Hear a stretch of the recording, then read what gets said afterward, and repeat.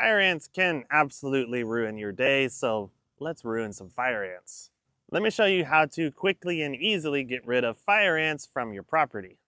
Here we can see a classic fire ant mound. These pop up after rain falls because when a rain happens, their tunnels all get filled up with dirt and mud. And so after a rain, they clear out all the tunnels and they make these mounds. And of course, if you disturb them, then they all come running out to try and defend their colony. Should I touch it? Ah!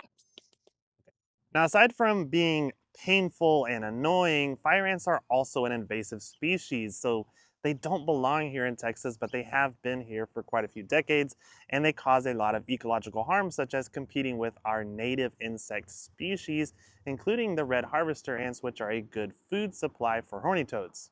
Now, because of those reasons, I have no problem killing fire ants, and I'm going to teach you how to do it right now.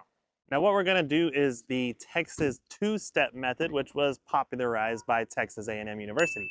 And that involves poisoning the individual mounds and then also broadcasting a bait over your entire property.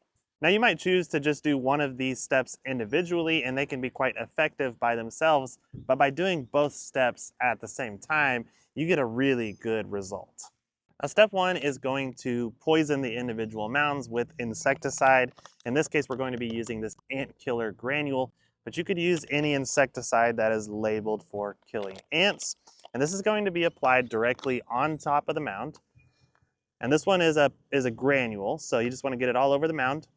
And then what you're going to do is you're going to follow up by bringing your water hose out, and you're just going to get this wet. You don't want to get it so wet that it runs water off and it spreads that poison around. You just want to soak it straight into that mound.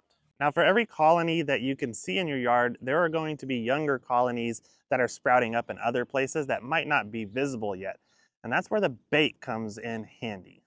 Now, there are a lot of fire ant bait products out there. This one is my favorite. This is Extinguish Plus. It does a really good job. Now, what the baits do is you go and you spread them in different parts of your property, and then as the ants are going out and foraging, they will grab this and bring it back to their nest, even those smaller nests that you can't see yet, and then it's going to poison them from the inside.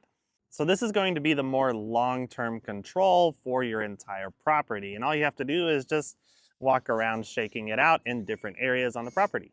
And if you can coordinate with your neighbors to all do this at the same time, you're going to have even better results.